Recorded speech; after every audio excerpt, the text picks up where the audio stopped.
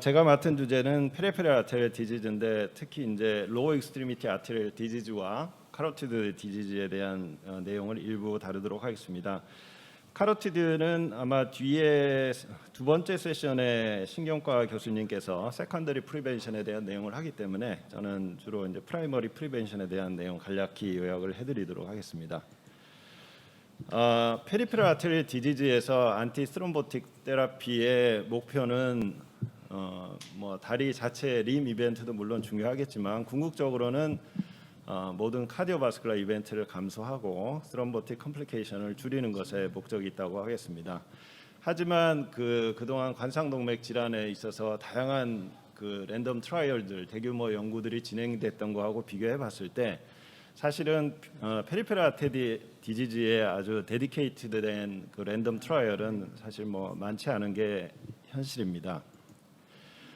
지금까지 나왔던 메이저 클리니컬 트라이얼, PAD와 관련된 트라이얼들을 크게 나눠보면 심토마틱, 에이심토마틱 PAD에 대한 내용, 그 다음에 심토마틱 PAD에 대한 내용, 그 다음에 페리페럴 아테리얼 디지즈에서 리바스큘라리제이션 테라피를 한 환자군을 대상으로 했던 그런 연구들이 있는데 이 연구들은 굉장히 많습니다만 사실은 페리페럴 데디케이티드 트라이얼이기보다는 대부분 포스트ок 어널리시스나 서브그룹 어널리시스를 통해서 분석을 했던 내용이 많습니다.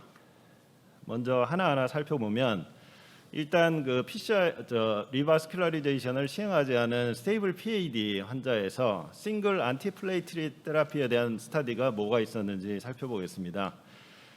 첫 번째로 이제 증상이 없는 무증상의 PAD 같은 경우는 뭐 연구가 많지는 않은데 그 전에 과거에 있었던 연구들을 보면 사실 이 무증상 환자에서는 아스피린 테라피가 메이스를 줄이는데 큰 역할을 하지 못했던 것 같습니다. 그도 그럴 것이 사실은 이 환자를 무증상의 PAD를 데피니션 하기가 사실 쉽지가 않았고 연구에서 보시는 것처럼 파퓰레이션이라는 게 결국 앵클 브라키아 인덱스가 정상보다 떨어져 있는 환자들을 대상으로 해서 굉장히 브로드하게 진행됐기 때문에 뭐 여기서 현격한 차이를 보이기는 아마 쉽지가 않았을 것 같습니다. 그 다음에 이제 증상이 있는 환자들에서 아스피린의 결과는 어땠나 보시면은 보시는 것처럼 뭐 큰 연구도 있고 뭐 작은 소규모 연구도 있습니다만 이런 연구들에서 보면 일단 증상이 있는 환자군에서는 아스피린을 사용하는 것이 대부분의 연구에서 그래도 메이스를 줄이는데 플라세보에 비해서는 어느 정도 시그니피컨트한 이펙트가 있다 이렇게 정리를 할 수가 있겠습니다. 두 번째는 좀 더 강력한 안티플레이트릿 에이전트인 P2Y12 이니비터에 대한 연구입니다. 크게 이제 플라빅스를 클로피도그렐을 이용했던 카프리 트라이얼과 티카그렐을 이용했던 유클리드 트라이얼이 있는데 요거는 조금 더 자세히 살펴보겠습니다. 카프리 트라이얼은 이스케믹 스트로크, MI, 페리페럴 아테리얼 디지즈가 있는 19,000여 명의 환자들을 대상으로 해서 클로피도그렐과 아스피린의 효과를 비교했던 연구입니다. 그래서 이 연구를 보시면은 결국 이제 스트로크나 MI, 바스큘라 데스를 리스크를 감소시키는 데 있어서 클로피도그렐을 사용하는 것이 8.7%의 렐러티브 리스크를 감소시키는 그런 효과를 입증했었는데 재미있는 것은 이 환자군을 세부로 나눠서 서브그룹으로 나눠서 보면은 그 중에 가장 강력하게 효과가 보였던 그룹이 페리페럴 아테리얼 디지즈 그룹이었습니다. 그래서 카프리 트라이얼에서 보인 이 결과가 나중에 페리페럴 아테리얼 디지즈 환자를 연구하는 데 있어서 많은 영감을 주었던 것 같습니다. 뒤에 다시 말씀드리겠습니다. 클로피도그렐이 이제 이런 효과 베네핏을 입증하고 그 다음에 좀 더 포턴트한 P2Y12 이니비터, 티카그렐러나 프라스구렐 같은 약제들이 이제 관상동맥 분야에서 많이 사용이 되면서 페리페럴 아테리얼 디지즈 환자에도 과연 이러한 티카그렐러 좀 더 포턴트한 P2Y12 이니비터가 효과가 있을 것인가 하는 연구가 진행이 됐었죠. 그래서 유클리드 트라이얼은 심토마틱 PAD 환자 14,000명을 대상으로 해서 CV 데스와 MI, 이스케믹 스트로크에 미치는 영향을 봤는데 뭐 본 연구에서 보시는 것처럼 사실 클로피도그렐과 비교해서는 별다른 이렇게 시그니피컨트한 베네핏을 보여주지 못했습니다. 그리고 이제 티카그렐을 사용한 군과 클로피도그렐을 사용한 군을 보면은 물론 이제 메이저 블리딩에 있어서는 통계학적으로 의미는 차이는 없었지만 디스니아라든지 아니면 애니 블리딩 어떤 종류의 블리딩이든지 하여튼 약제를 중단하는 데 영향을 미치는 이런 그 성가신 문제들이 티카그렐로 군에서 많이 나타남으로 인해 가지고 굳이 이런 걸 감수하면서 별 베네핏이 없는 약을 쓰기는 조금 어렵지 않나 하는 그런 시사점을 던져줬던 연구가 되겠습니다. 그 다음에 스테이블 PAD에서 이제 듀얼 안티플레이트 스트래티지는 어떨 것인가 살펴보겠습니다. 카리즈마 트라이얼은 클로피도그렐과 아스피린의 그 듀얼 안티플레이트리 테라피가 어떤 그 심혈관계 이벤트를 줄이는데 효과가 있는지 봤던 연구인데 그 중에 앞서 보신 그 카프리 스타디에서 보였던 그 프라이어 MI, 프라이어 이스케믹 스트로크 혹은 심토마틱 PAD를 가진 9,400여 명의 환자를 가지고 따로 이제 포스터 어널리시스를 해봤더니 듀얼 안티플레이트 테라피를 사용했던 그룹에서 이벤트가 훨씬 적게 나타난 것을 볼 수가 있습니다. 근데 이제 좀 흥미로운 점은 카프리 스타디에서는 이제 PAD 그룹이 가장 베네핏이 큰 걸로 나타났었는데 카리즈마 트라이얼에서는 MI나 이스케믹 스트로크가 있었던 환자군에 비해서 오히려 PAD 있는 환자군에서 그 베네핏이 뚜렷하지 않은 그런 결과를 보여줘서 좀 차이가 있습니다. 그래서 듀얼 안티플레이티드 테라피는 뒤에도 뭐 다른 스타디에서도 보시겠지만 이 MI나 동반된 멀티플 리스크가 있는 환자에서 오히려 효과가 있는 것이 아닌가 하는 점을 시사를 하고 있습니다. 보시면은 MI 이벤트를 줄이고 그다음에 호스피탈리제이션을 줄이고 이런 일부 이제 에피커시 엔드 포인트를 세세하게 들어가면은 일부 차이는 보이는 저 항목들이 있었지만 결국에는 그 베네핏을 얻기 위해서는 우리가 블리딩을 또 감수를 해야 되는 그런 점을 무시할 수는 없겠습니다. 그 다음에 이제 보랍 박사 가지고 트라이했던 트라 세컨더리 프리벤션 스타디에서 보면은 그 다른 안티플레이티드 테라피를 사용하면서 트롬빈 리셉터 이니비터를 사용했을 때 보랍 박사를 사용했을 때 어떨 것인가 이제 PAD 코호트에서 따로 봤었는데 여기서는 별다른 베네핏을 보여주지 못했고 일부 림 에피커시에서 좀 통계적으로 의미 있는 결과들을 보이기는 했지만 워낙 블리딩이 많았기 때문에 이 보랍 박사는 그 블리딩 때문에 사용되기가 아마 힘들었던 약이 아닐까 생각합니다. 그 다음에 페가수스 티미 트라이얼은 MI가 있는 이 페가수스 티미 트라이얼에서 그 PAD 코호트를 따로 이제 봤습니다. 그래서 원래는 이제 이전에 심근경색을 앓았던 환자 중에 어디셔널 리스크 팩터가 있는 환자 2만 1,000명 정도를 대상으로 했었는데 이 중에서 PAD가 있는 환자만을 따로 이제 떼서 한번 PAD가 없는 군과 비교를 해봤더니 전체적인 결과와 마찬가지로 PAD가 있건 없건 간에 이런 그 베네핏을 티카그렐러의 베네핏을 보여주긴 했었는데 PAD가 있는 군에서 여기서는 좀 더 이제 베네핏이 더 큰 것으로 나타났습니다. 근데 여기서는 이제 이전에 심근경색을 앓았던 그러니까 MI가 백그라운드가 된 상태에서 PAD가 있었기 때문에 앞서 보셨던 이제 다른 연구와는 좀 차이가 있습니다. 그래서 유클리드 트라이얼은 단순 PAD였다면 여기는 이미 이제 MI가 1년 이전에 있었던 것을 전제로 하고 있기 때문에 좀 더 복합적이고 하이 리스크를 가진 환자군이 아닌가 생각이 됩니다. 그 중에서 이제 뭐 메인 스타디와 마찬가지로 티카그렐러 90ml BID보다는 티카그렐러 60ml BID가 오히려 뭐 전 이벤트의 엔드 포인트에 있어서 전반적으로 좀 더 좋은 결과를 보여주고 있었고 특히 이제 카디오바스큘러 이벤트뿐만이 아니라 PAD 환자에서는 그 림 관련된 이벤트, 메일 이벤트를 봤을 때도 티카그렐러를 쓴 부분이 훨씬 더 효과적이다. 그래서 단순히 PAD의 존재보다는 PAD가 MI가 있고 PAD가 있는 환자, 굉장히 리스크가 높은 환자에서 이런 그 하이 포텐시의 P2Y 트랩 이니비터가 효과가 있다. 이렇게 이해를 해야 될 것 같습니다. 그 외에도 이제 아스피린 모노테라피와 듀얼 안티플레이트 테라피를 봤던 뭐 코호트 업저베이셔널 스타디가 있었는데 여기서 보면은 뭐 림 이벤트 자체는 관련이 없었지만 듀얼 안티플레이트 테라피가 그 메이스나 모탈리티 이런 것들을 감소시킨다는 보고들도 있었고요. 그 다음에 이제 듀얼 안티플레이트릿 테라피를 넘어서서 이제 안티플레이트릿과 안티코아귤레이션을 같이 억제하는 테라피, 즉 더블 테라피의 효과에 대해서 살펴본 연구들을 보시겠습니다. 그러면 우선 이제 와파린을 갖고 있던 웨이브 트라이얼에서 보면은 그 PAD 환자군을 따로 이제 2,000명 정도 이제 따로 분석을 해봐도 안티플레이트릿을 단독으로 쓰거나 아니면은 와파린을 함께 썼을 때 별다른 그 베네핏을 보여주지 못한 반면에 블리딩은 와파린군에서 압도적으로 많았습니다. 그래서 와파린은 사실 이런 목적으로 쓰기는 적합하지 않은 약이 아닌가 이렇게 생각이 되고, 그 뒤에 이제 한참 뒤에 컴파스 트라이얼이 나왔었죠.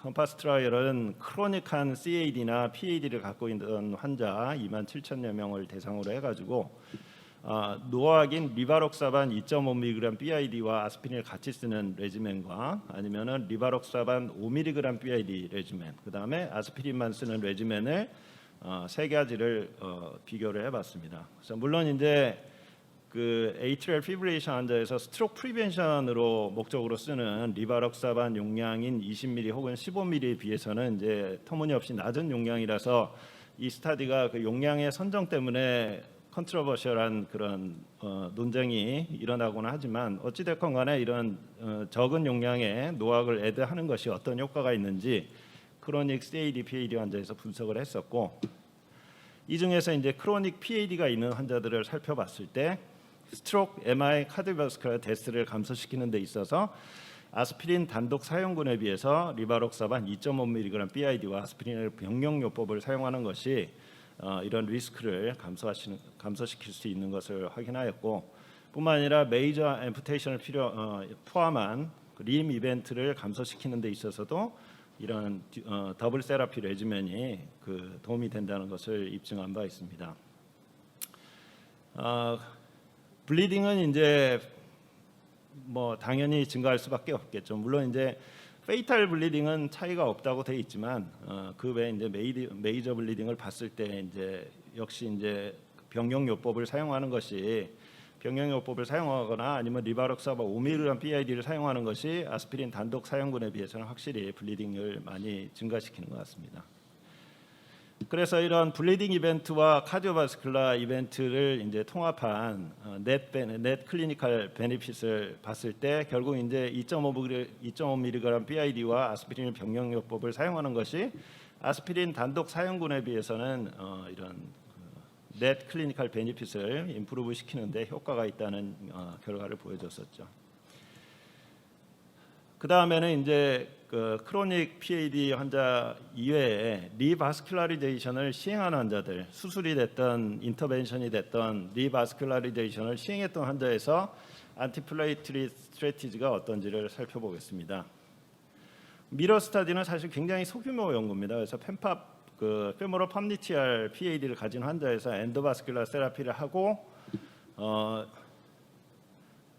그 클라우디케이션이 있어서 엔도바스큘라 세라피를 했던 80명 환자를 대상으로 해서 6개월 동안 답트를 유지하는 것이 아스피린 단독에 비해서 어떤 효과가 있냐 이거를 봤었는데, 뭐 굉장히 소규모 연구라서 좀 그렇긴 하지만 굉장히 좀 흥미로웠던 결과는 6개월까지는 답트가 확실히 그 TLR 프리 서바이벌이 굉장히 임프루브 된 것으로 나왔는데, 이 답트가 중단되고 나면 이 양군의 그래프가 이제 서로 수렴하는 것처럼 보입니다. 그래서 답트를 오히려 좀 더 프롤롱드 답트를 사용하는 것이 이런 TRL 프리 서바이벌을 임프루브 시키는데 좀 도움이 되지 않을까 하는 그런 시사하는 연구가 되겠고, 뭐 오버올 서바이벌에서는 뭐 그래프는 조금 차이가 있어 보이지만 통계학적으로 의미 있는 베네핏은 보여주지 못했습니다.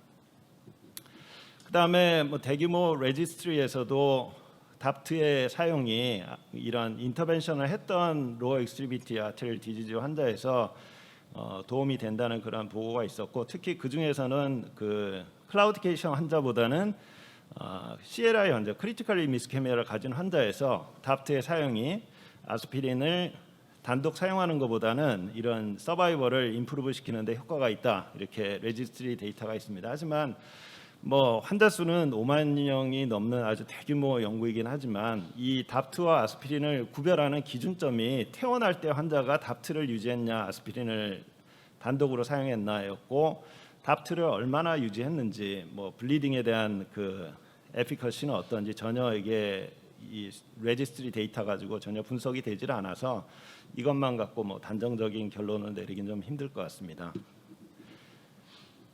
그리고 이제 그 연세대학교와 단국대학교가 같이 이제 분석했던 후양적 연구 결과 하나를 보시면 그 PAD를 때문에 엔도바스큘러 세라피를 했던 약 690명의 환자를 대상으로 해서 모노 안티플레이트 세라피를 하거나 아니면 답트를 6개월 미만으로 사용한 환자군과 답트를 6개월 이상 사용한 환자군을 나눠서 분석을 해봤더니 확실히 이제 뭐 어저스트를 하기 전과 후에 동일하게 메이스와 메일, 림 이벤트와 카드바스켓 이벤트 모두가 그래도 답트를 6개월 이상 유지하는 것이 좀 효과적이지 않나 그런 결과를 보여줬었고, 물론 이제 후양적 연구라는 그런 단점이 있지만 이런 인터벤션을 시행한 환자군에서는 이런 답트의 사용에 어떤 베네핏이 있는 그런 포션이 있을 것이다 하는 그런 기대를 갖게 하는 연구가 되겠습니다.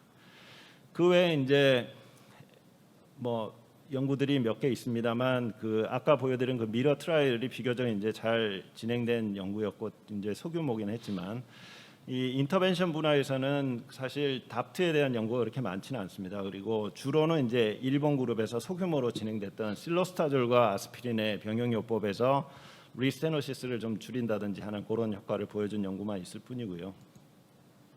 서지컬 리바스큘러리제이션에서는 역시 뭐 연구가 많지는 않고 그 메타아나리시스를 뭐 주로 이제 분석을 해보면 이런 것들이 결국 이제 그 베네핏이 크지는 않은데 그래도 이제 수술 중에서 그 프로스테틱 그래프트를 사용한 그룹에서는 답트를 사용하는 것이 좀 도움이 되지 않나 그런 아마 정도 시사를 하는 연구라고 보시면 되겠습니다.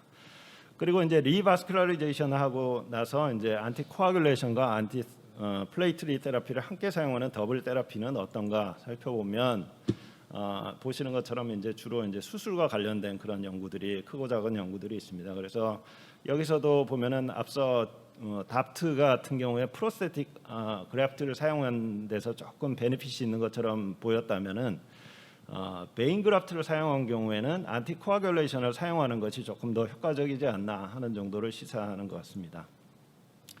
그리고 이제 최근에 이제 보이저 PAD가 발표가 됐죠. 아까 앞서 말씀드린 그 컴파스 트라이얼에서 크로닉 PAD 환자를 대상으로 했다면 이 연구에서는 10일 이내에 페리페랄 리바스큘라리제이션을 시행했던 PAD 환자를 대상으로 해서 아까 보였던 그 리바록산 2.5ml BID를 아스피린과 병용하는 더블 세라피가 아스피린 단독에 비해서 어떤 효과가 있는지 이제 비교를 했었고요. 보시면은 그 병용요법이 그 이러한 어큐 림 이스케미를 포함한 림 이벤트와 카드바스큘러 이벤트의 컴포짓 아웃컴을 개선시키는 것으로 보여졌습니다. 그래서 리바록사반과 병용한 그룹에서 여러 가지 이제 베니핏을 보였는데 그 중에서는 이제 림 관련된 이벤트 중에 특히 이제 이 베니핏은 어큐 림 이스케미아를 유의하게 감소시키는 것, 이것이 아마 전체적인 이벤트를 감소시키는데 가장 큰 역할을 한 것 같습니다. 블리딩은 이게 뭐 크라이테리아에 따라서 조금 차이가 나긴 하는데 아무래도 이제 티미 크라이테리아나 바크 여기 보면 3B나 그보다 높은 블리딩이라고 하니까 여기가 이제 블리딩의 기준이 좀 높기 때문에 통계학적인 차이에 도달하지 못했지만 ISTH 메이저 블리딩 크라이테리아를 사용하면은 통계학적으로 의미 있게 확실히 더블 테라피가 블리딩을 증가시키는 것으로 보여주고 있습니다. 근데 이제 보이저 PAD 같은 경우는 아스피린과 더블 세라피를 하느냐 마느냐를 했었고 사실 클로피도그렐의 사용에 있어서는 뭐 제한을 두지 않았습니다. 그래서 클로피도그렐 사용한 군과 사용하지 않은 군을 이제 층화해서 이렇게 분석을 해봤더니 클로피도그렐의 사용 여부는 사실 뭐 전체적인 이벤트를 줄이는 것에 크게 영향을 주지는 않았습니다. 그래서 클로피도그렐을 사용했던 환자군이나 사용하지 않은 환자군에서 아까 메인 스터디 결과와 마찬가지로 비슷한 트렌드의 결과를 보여줬었고, 다만 이제 클로피도그렐을 같이 사용을 했는데 얼마 동안 사용했느냐를 보면은 30일 미만 사용한 그룹에서는 별 차이가 없었는데 그래도 클로피도그렐 병용을 3대 요법을 한 달 이상 한 달을 넘겨서 시행을 하게 되면 아무래도 블리딩 때문에 좀 더 이 그 리스크가 더 커지는 것을 이제 보여줌으로써 3제요법은 아마 좀 리스크를 감안을 하고 이 주의해서 사용을 해야 되겠다 이런 점을 시사하고 있습니다.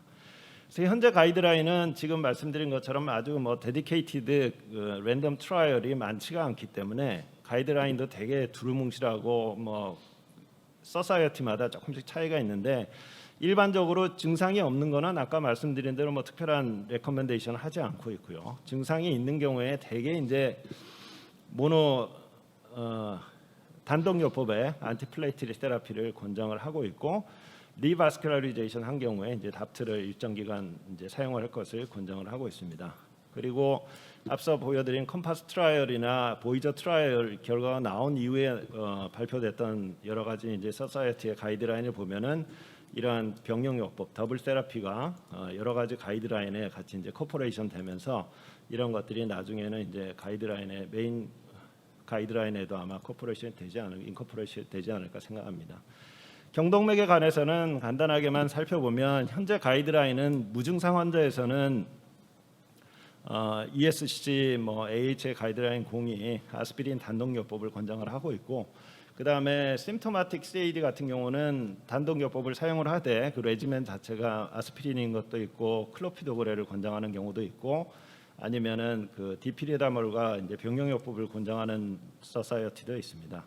그런데 이제 안티코아귤레이션에 대해서는 사실 레커멘데이션이 전혀 없습니다. 그 일부에서는 아까 그 컴파스 트라이얼에서 봤던 그런 그 특별한 셀렉티드 페이션트에서는 리바록사반 2.5ml 트와이스 데일리를 병용하는 것을 권장을 하고 있기는 합니다.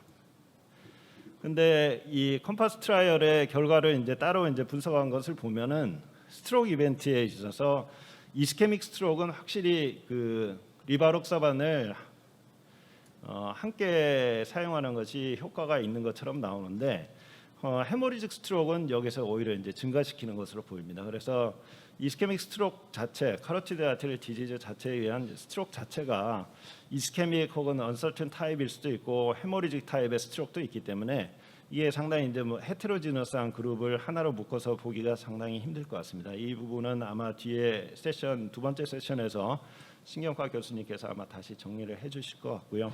그래서 컴파스 트라이얼에서 보시면은 그 구성한 환자군을 따로따로 이제 분석을 해봤더니 대개 이제 페리페럴 디지즈, 오버올 페리페럴 디지즈, 심토마틱 페리페럴 아테리얼 디지즈, 로우 익스트리미티의 페리페럴 디지즈 이런 거 나눠 봤으면 비슷한 결과를 보여주는데 카로티드 아테리 디지즈 군에서는 이 메이스나 메일에 대한 효과가 좀 그 컨트로버셜합니다. 그리고 특히 이제 블리딩 같은 경우는 이 군에서 확실히 증가시키는 거 나왔는데 또 카로티드 아테리 디지즈 군에서는 블리딩에 대한 효과도 또 애매하고요. 그래서 이게 아마 그 이스케믹 스트로크이냐 헤모로직 스트로크이냐 하는 그 헤테로지너시티 때문에 아마 좀 그런 측면이 있지 않나 생각이 되고요. 그 다음에 컴파스 트라이얼에서 이제 하이 리스크 페리페럴 디지즈 그룹을 나눠 보면은 역시 아까 말씀드린 대로 로우 익스트리미티 아테리얼 디지즈 있는 환자군에서는 이러한 이벤트가 명확하게 보이고 블리딩을 확실히 증가시키는 거 나오는데 카로티드 디지즈는 사실 이 효과 자체가 조금 베이그하고 그 다음에 블리딩에 대한 이펙트 자체도 좀 베이그합니다. 그래서 단정적으로 아마 말씀드리기 힘들 것 같고 그래서 지금까지 좀 살펴본 내용을 정리를 해드리면 프라이머리 프리벤션을 위해서 에이심토마틱 환자에서 약을 쓰는 것은 아직 효과가 입증된 바가 없기 때문에 전혀 레커멘데이션은 없습니다. 그 다음에 심토마틱 PAD에서는 아직까지는 싱글 안티플레이트리 에이전트가 메인스테이가 되겠고요. 그 다음에 리바스큘라리제이션을 시행한 경우에는 듀얼 안티플레이티드 테라피가 레커멘데이션 되는데 그 듀레이션이라든지 레지멘 같은 것은 아직 확립된 바가 없어서 이 부분도 앞으로 이제 조금 더 다듬어져야 되지 않을까 생각을 하고 앞서 말씀드린 그런 그 컴파스 트라이얼이나 보이저 PAD 트라이얼에서 보시는 것처럼 일부 환자에서는 이러한 더블 세라피를 하는 것이 리바록사반 스몰 도즈와 아스피린을 병용하는 것이 도움이 될 수도 있겠다. 그 다음에 오랄 안티코아귤레이션은 대부분 인디케이션 되지 않지만 그래도 오랄 안티코아귤레이션을 꼭 해야 되는 인디케이션이 있는 환자에서는 오랄 안티코아귤레이션 유지하는 것이 도움이 되겠다. 그 정도로 정리할 수 있겠습니다. 경청해 주셔서 감사합니다.